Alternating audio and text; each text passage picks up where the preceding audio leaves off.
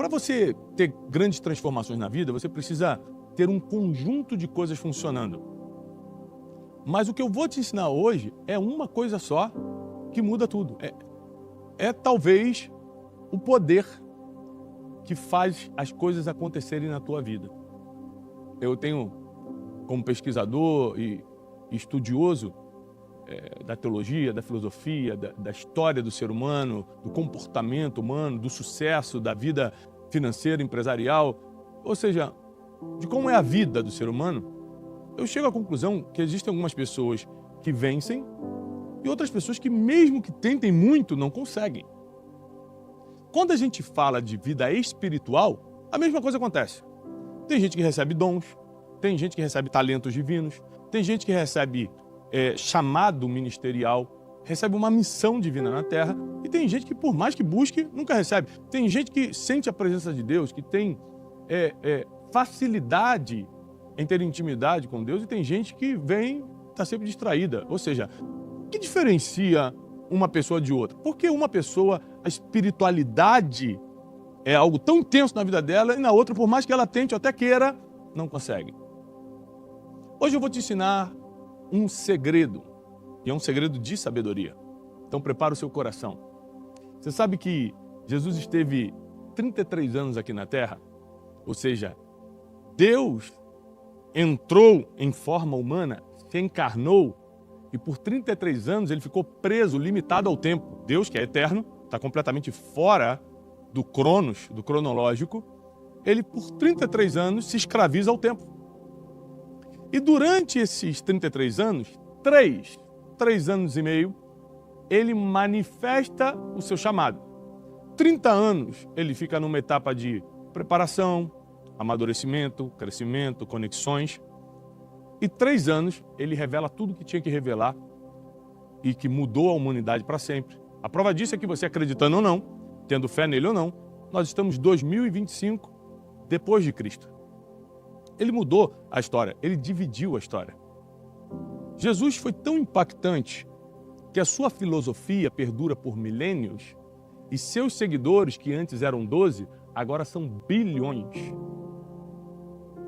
É engraçado que tem gente que acha que Jesus não existe ou não existiu, mas cristãos são mortos no mundo inteiro. Recentemente nós vimos uma tragédia na Nigéria de cristãos sendo mortos. Se Jesus não morreu e ressuscitou, se o cristianismo é uma falácia, por que estão matando os cristãos? Se Jesus não morreu e ressuscitou, por que os apóstolos morreram por algo que seria uma mentira? Então o que eu quero te ensinar hoje é que durante esses 3 anos e meio que Jesus se manifestou como Messias, como mestre em Israel, 12 pessoas acompanharam de perto, conviveram manhã, tarde e noite, tomavam café da manhã com Jesus. Essas 12 pessoas, os 12 discípulos, eles experimentaram todo o sobrenatural divino na vida de Cristo. Quando ele andou sobre as águas, eles estavam lá. Quando ele ressuscitou Lázaro, depois de 4 dias que já estava morto, eles viram. Quando ele ressuscita a filha de Jairo, quando ele cura a mulher do fluxo de sangue, quando ele cura o cego Bartimeu, quando ele cura o aleijado que foi levado por 4 amigos em Cafarnaum e desceram ele pelo teto, os discípulos presenciaram milagres absurdos, a multiplicação de pães e peixes, a água se transformando em vinho. Eles viram tudo. Eles participaram de tudo. Eles se arrepiaram, se emocionaram e viram o tamanho do poder desse homem. Não só o que ele ensinava era poderoso, que era transformador, era libertador. Ele ensinou sobre o perdão, ele ensinou sobre o amor incondicional. Mas também o que ele fazia, seus milagres, suas maravilhas. Eram algo que a mente humana não conseguia captar. Mas certa vez, os discípulos se aproximaram de Jesus para pedir algo para ele. E mesmo nesses 3 anos convivendo com Jesus, tendo visto todo tipo de sobrenatural, todo tipo de poder, todo tipo de autoridade, porque Jesus dava ordem nos demônios, como lá em Gadara, e os demônios saíam. Eles viram todo tipo de poder e autoridade. Mas quando os discípulos foram pedir algo para Jesus, eles não pediram nem poder, nem autoridade, nem como fazer milagres, nem como operar maravilhas. Eles se aproximaram de Jesus e falaram: Jesus, ensina-nos como orar. Por quê? Porque ao observar o poder, a autoridade, os milagres, as maravilhas, os sinais, os ensinos de Jesus, eles se deram conta que pelas madrugadas Jesus ficava orando no monte, buscando orientação do Pai, para poder no outro dia fazer o que fazia. A Bíblia registra esses momentos várias vezes. Por que eles perceberam? Que a fonte de todas as coisas era a oração. Então, em vez de pedir o produto final, eles pediram a fonte. Ao invés de pedir a consequência, eles pediram a causa. Ensina-nos como orar. Se você me ensinar como orar, eu vou ter acesso a todas as outras coisas que vêm junto com isso. O poder, a autoridade, as maravilhas, o sobrenatural, os milagres. Ensina-nos como orar. E quando eu paro para pensar, como eu estava te explicando no início, das pessoas que se espiritualizam, as que não conseguem, as que recebem dons, as que não recebem, as que sentem a presença de Deus, as que nunca conseguem entrar na presença de Deus, sempre a diferença é a oração. O nível de oração, o tempo de oração, o prazer na oração. Hoje eu quero te ensinar o poder, um poder que pode mudar tudo. O poder da oração. Vou te contar algumas histórias te provando que a oração resolve tudo. Tudo que está te incomodando hoje, te afligindo. A Bíblia diz, no livro de Tiago, capítulo 5, versículo 16, que a oração do justo pode muito em seus efeitos. A oração do justo pode muito em seus efeitos. Sabe qual é o problema? É que a gente quer orar no nosso tempo, da nossa forma, na hora que dá, e quer ser atendido imediatamente. E quer que Deus faça do jeito que a gente espera e não o jeito perfeito que Ele sabe fazer. O problema está com a gente, não está com Deus não. Deus é perfeito, Ele não erra. Eu me lembro da história bíblica que a Bíblia menciona como juiz iníquo.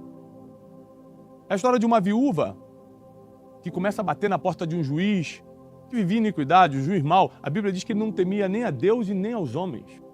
Ele não estava nem aí para ninguém. E essa viúva começou a insistir, batendo na porta dele, pedindo que ele julgasse a causa dela. E a Bíblia diz que ela insistiu tanto que o juiz pensou: eu não temo a Deus nem temo aos homens, mas também não aguento ficar sendo perturbado. Eu vou resolver logo o caso dessa mulher para que ela não me perturbe mais. E quando a Bíblia menciona essa passagem, está nos ensinando sobre a insistência da oração. O apóstolo Paulo diz que nós temos que orar sem cessar, em todo o tempo. Você pode orar falando, você pode orar só na mente. Às vezes você está no metrô, está no ônibus, você não precisa ficar escandalizando os outros, falando: ô Jesus, abençoa meu dia, tal. Às vezes você até envergonha o evangelho fazendo isso. Mas na mente você está aqui pensando. Você pode orar cantando. Quantas vezes eu venho dirigindo para o escritório com louvor no último volume no meu carro, o louvor está cantando a palavra de Deus, né? Está dando glória a Deus. Eu venho cantando aquilo como forma de oração. A oração pode ser silenciosa, pode ser de joelhos, pode ser em pé, andando de um lado para o outro. Quando a gente está fazendo a oração de batalha espiritual, que é quando a gente está numa guerra, né? Na nossa vida, um problema para resolver, a oração geralmente é de um lado para o outro: Senhor, tem misericórdia de mim. Senhor, vai na frente. Senhor, faz o teu milagre. Existem vários tipos de oração. O apóstolo Paulo nos ensina que existe a oração de súplicas, que é quando você pede, a intercessão, que é quando alguém ora pela gente, ações de graças, que é quando a gente só agradece a Deus. A oração, ela pode muito em seus efeitos, porque ela foi muito bem elaborada e ensinada nos evangelhos para que nós, seres humanos, pudéssemos ter esse poder à nossa disposição e saber como usá-lo. A oração muda a realidade. A oração faz milagre. Deixa eu te contar uma coisa.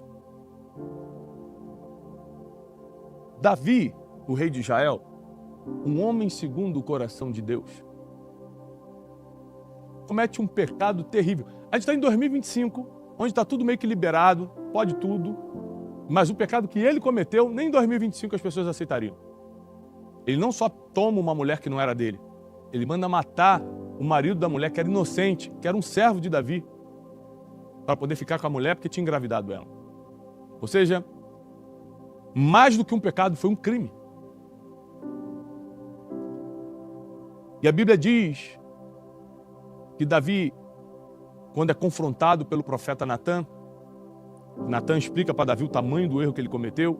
Davi, apesar de ser rei, dono do exército mais letal da época, ao invés de ficar nervoso, de querer falar, eu fiz mesmo porque eu sou o dono disso aqui, a Bíblia diz que ele começa a orar. E ele faz uma oração de arrependimento, está lá em Salmo 51, depois leia o Salmo 51 com calma. Ele falou, Senhor, eu pequei, eu errei, cria em mim, Senhor, um coração puro, renova em mim um espírito inabalável, não retires de mim o teu Santo Espírito. Ah, Senhor, vira o teu rosto contra as minhas iniquidades, porque se você olhar minhas iniquidades, eu vou ser fulminado. Todos os fatos contra mim estão nas tuas mãos, de modo que eu não posso nem me defender, e se tu me condenaste, tu está certo e eu estou errado. Davi, então, faz uma oração de humilhação, de arrependimento, porque qual é a diferença de arrependimento e remorso? Remorso é quando você está incomodado pelo que fez, por causa do que as pessoas vão pensar, por causa da tua reputação, por causa do que você pode perder. Arrependimento, você não pensa em mais nada, você só pensa na relação com Deus. Eu não posso perder a presença de Deus. Não posso perder isso. Então a oração de Davi foi uma oração de arrependimento, e apesar do seu erro, Deus perdoou o seu pecado. Porque a oração tem o poder, por causa do arrependimento que vem junto com ela, promover o perdão de pecados.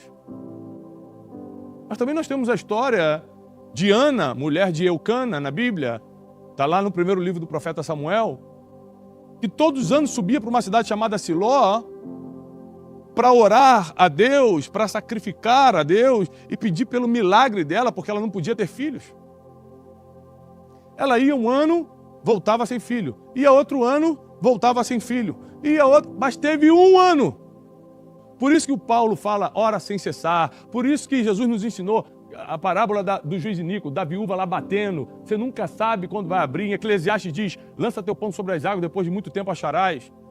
Planta de manhã, e não para de plantar à tarde. Você não sabe qual da semente vai prosperar, vai germinar. Ou seja, não para de orar. E numa das orações, numa das vezes que Ana vai a Siló, a Bíblia diz que ela estava orando, amargurada. O profeta Eli vê de longe, acha até que ela está bêbada. A essa hora da manhã, era de manhã, o profeta Eli chega perto dela e fala assim, você está bêbada a essa hora? Ela falou, não, meu senhor. Ainda são 9, 10 horas da manhã. Eu sou uma mulher amargurada de espírito. Eu estou aqui clamando a Deus por um milagre. E nesse dia, a oração de Ana foi atendida. E ela engravidou de Samuel e ainda teve outros filhos.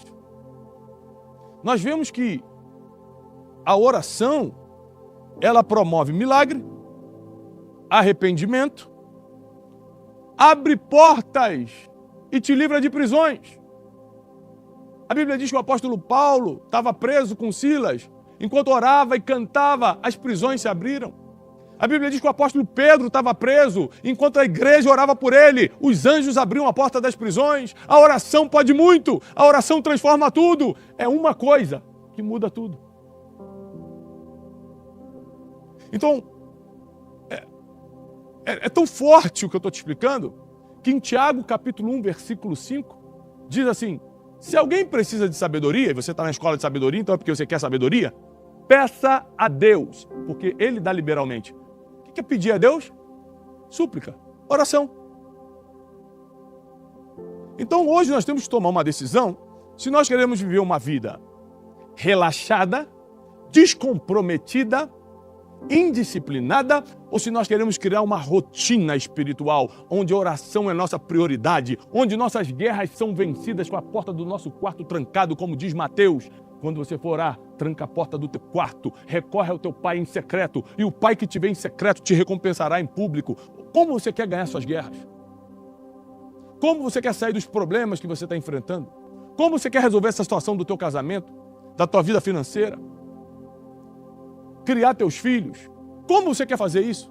Que se a oração for a base, tem milagre, tem sobrenatural, tem arrependimento, tem perdão de pecados, tem prisões sendo arrebentadas, tem portas sendo abertas. Se a oração for a base, já terminou bem. você vai terminar bem. É impressionante como a Bíblia diz e deixa claro que a oração, ela nos faz conhecer os planos de Deus. Isso eu acho impressionante, porque não dá para a gente saber o que Deus está pensando. Não dá para a gente entender o próximo passo de Deus. Ele é Deus.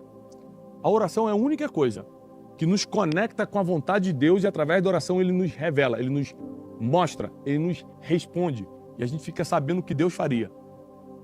E a gente pensa o que Ele está pensando. A oração é a maior conexão espiritual que existe. É gratuita. Você pode fazer em qualquer lugar. Você não depende de ninguém para isso. A pergunta é por que você ainda não adotou um estilo de vida de oração? Você acha que para fazer o que eu faço, eu conseguiria, se não só orasse todo dia, fosse uma pessoa de oração, mas se não tivesse uma equipe de intercessão orando por mim? A guerra espiritual é muito, muito pesada. Não acho que é só subir aqui, pregar, ou dar curso como eu dou, fazer as mentorias, escrever livro, fazer os eventos. Não pensa que é fácil assim, não. Não pensa que é técnica e preparação somente, não.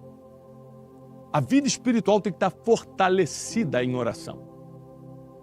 E quanto mais você orar, menos você vai errar. Anota isso, quanto mais eu orar, menos eu vou errar. Porque você vai estar mais sensível à voz de Deus, Deus vai falar mais com você, Ele vai revelar mais coisas para você e você vai saber o que fazer e o que não fazer. Você vai desenvolver uma coisa que é o temor do Senhor. A oração, ela atrai o temor do Senhor. Então, quando você entrar num lugar que não era para você estar, o temor do Senhor vai vir aquele frio na barriga, aquele gelado. Depois você fala, não era para eu estar aqui. E você vai sentir que é hora de ir embora. A oração te aproxima dos pensamentos de Deus. Anote isso. A oração me aproxima dos pensamentos de Deus. Em 1 Coríntios 2, versículo 9, diz que os pensamentos de Deus são maiores do que os nossos. E se eu, através da oração, me aproximo dos pensamentos de Deus, sabe o que isso quer dizer? Que eu vou saber sempre o que fazer. Eu não vou estar em confusão mental, eu não vou estar perdido na vida, eu não vou estar desorientado na estrada da minha existência, eu saberei o que fazer, eu terei fé para realizar, eu terei coragem para avançar, porque a oração te dá tudo isso. A oração te dá tudo isso. E é engraçado que Jesus ele não deixou rituais religiosos, mas Ele deixou uma oração. Pai nosso que estás no céu, santificado seja o Teu nome. Venha a nós o Teu reino e seja feita a Tua vontade, assim na terra como é feita nos céus. O pão nosso de cada dia nos dai hoje. Por isso essa oração tem que ser feita todos os dias. Você está pedindo o pão de cada dia hoje. O pão nosso de cada dia nos dai hoje. É uma oração para hoje, é uma oração para agora. Perdoa as nossas dívidas, as nossas ofensas, assim como nós perdoamos os nossos devedores. Até porque a Bíblia diz que quem não perdoa quem te feriu, o Pai que está no céu também não perdoa seus pecados. Por isso que essa oração é tão importante. Perdoa minhas dívidas, perdoa minhas ofensas, assim como eu também perdoo quem me ofendeu. E não me deixes cair em tentação, mas livra-me do mal. Pois Teu é o reino, o poder e a glória para todos sempre. Amém. Sabe quanto tempo a gente levou para fazer essa oração? Segundos. Mas imagina se você começar a desenvolver uma disciplina em que você tem prazer em ficar horas na presença de Deus. Minutos orando ao Senhor. Não só quando está precisando, não só quando está no aperto, não só quando recebe o diagnóstico, não só quando perde o emprego, não só quando o marido quer sair de casa, mas para que todo dia, de alguma forma, Deus revele o que está na mente dele para a sua mente. O que está no coração dele para o teu coração. Que Ele te revele o próximo passo, que Ele te proteja das armadilhas do caminho, te livre do laço do passarinheiro. Tire as pessoas que você não está percebendo, mas que estão do teu lado para te fazer mal. A oração tira do teu lado pessoas que você não percebe, mas estão ali para te atrapalhar. E aproxima pessoas que você não teria condições de conhecer, mas que vão te promover. A oração do justo pode muito em seus efeitos. O desafio hoje nessa escola de sabedoria é fazer você entender que geralmente a gente precisa de muitas coisas corroborando para uma coisa dar certo. Mas o tema de hoje é o contrário. É uma coisa certa fazendo tudo acontecer. Oração. Oração. Eu acordo pela manhã, levanto da minha cama, a primeira coisa que eu falo, Senhor, obrigado por ter devolvido a minha vida, porque eu acordei, me dá sabedoria para o dia de hoje. 3 segundos e já começa o meu dia. Eu tenho meu devocional pela manhã, passo um tempo lendo a Bíblia, orando, pedindo coisa a Deus, apresentando, agradecendo. Você que é pai, você que é mãe, você sabe o quanto a gente ora pelos nossos filhos. E quando eles chegam na adolescência, eu tenho 2 na adolescência e 2 pequenos ainda, aí que a gente ora muito mais. Senhor, protege, Senhor, tem misericórdia, não deixa de desviar dos teus caminhos. Senhor, afasta as más amizades. Senhor, que eles não conheçam os prazeres desse mundo, mas o prazer da tua presença. Aí você vira um intercessor. Quando você é pai e mãe, você vira intercessor. Aí você vira intercessor.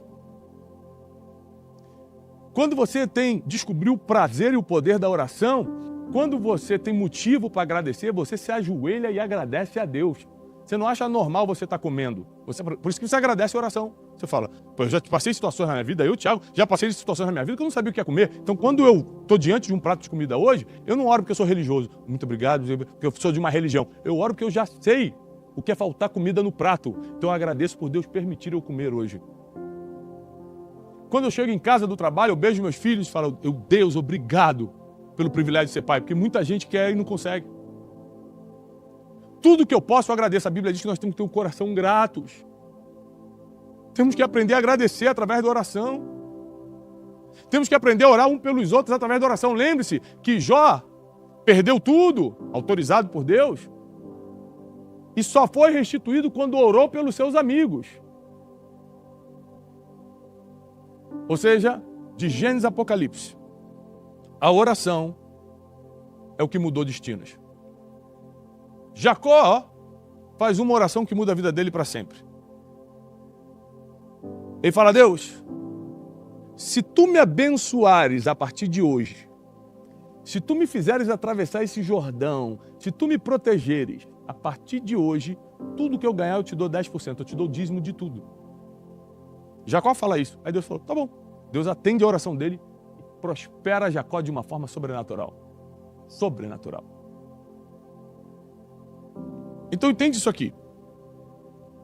Às vezes você só está num problema porque você não está usando a arma da oração. Deixa eu ler contigo 1 Timóteo, capítulo 2, versículo 1 e 2. Diz assim, antes de tudo, antes do quê? Antes de tudo, antes de qualquer coisa, peço que vocês façam súplicas. Suplicar é pedir a Deus.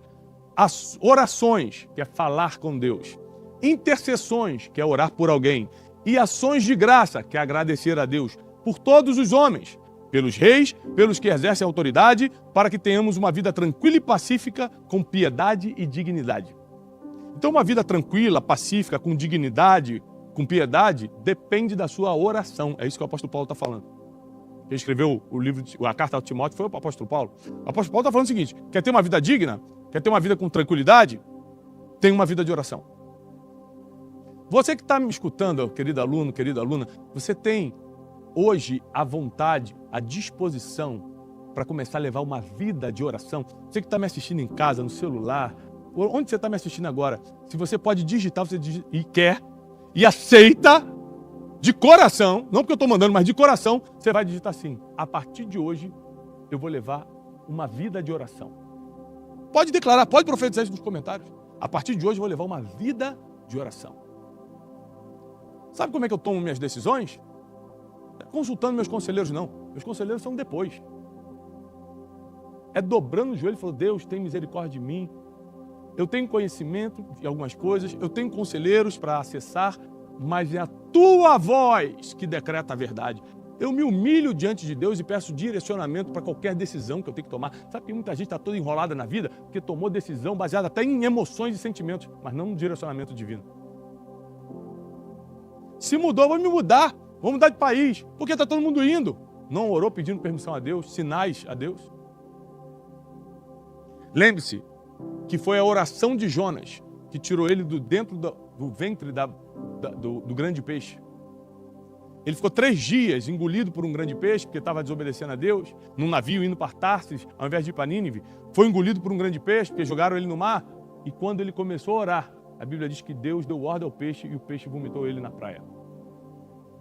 A oração te tira das situações mais cabulosas que você mesmo entrou por desobediência. A oração perdoa pecados. A oração abre porta de prisão. A oração faz milagre. A oração ativa o sobrenatural. A oração protege os seus. A oração mostra futuro. A oração determina destino. Há muito poder na oração. Oração não é algo religioso. Eu sou religioso, vou na igreja, vou orar. Orar é consultar quem te viu no futuro, quem já sabe o que vai acontecer e te dá dicas privilegiadas, te dá pistas de destino. Orar é ser confortado pelo Pai das luzes, Pai dos órfãos, juiz das viúvas. Orar é se aproximar do Criador, é entender um pouco mais da mente dele, é escutar a voz dele que afaga, consola, perdoa e orienta. Oração não deveria ser opcional, pelo menos para quem se diz uma pessoa cristã, mas deveria ser um estilo de vida inegociável, uma disciplina diária. Se parar para pensar só no que você tem que pedir para Deus, entregar na mão de Deus e agradecer a Deus, quantos minutos você teria que ficar ajoelhado orando? Porque eu tenho um monte de coisa que eu preciso pedir a Deus, porque humanamente eu não consigo. Tem um monte de projetos na minha cabeça que meu dinheiro não alcança. Tem um monte de situação que eu tenho que entregar na mão de Deus porque tem a ver com o futuro. E tem um monte de coisa que eu preciso agradecer a Deus porque eu estou vivendo coisas que foi Ele que me entregou. Eu preciso orar. Eu não posso me dar o luxo de viver uma vida sem oração. Porque a oração é a conexão com o sobrenatural. Quando você ora muito, você tem muito poder. Quando você ora pouco, você tem pouco poder. Eu quero te incentivar a utilizar desse poder disponível e gratuito que Jesus deixou à nossa disposição. Ele nos ensinou como fazer. Ele ensinou a importância da oração. Você viu como Paulo saiu da prisão por causa da oração, como Pedro foi liberto por causa da oração, como Davi foi perdoado por causa da oração, como Ana alcançou seu milagre através da oração e teve seu filho Samuel. Você vê quantas coisas na Bíblia aconteceram somente por causa da oração. A Bíblia diz que Elias, o profeta Elias, era homem como a gente, sujeito aos mesmos sentimentos e orava sem parar. Para quem dá desculpa, não, mas é que eu estou cansado, não, que eu não tenho tempo. Elias era igualzinho a gente, ser humano, e não parava de orar. Por isso tinha muito poder, ao ponto de ser arrebatado aos céus. O que vai mudar o jogo da tua existência, o que vai fazer o zero virar muito, o mal se transformar em bem, a maldição virar bênção na tua vida, vai ser a oração.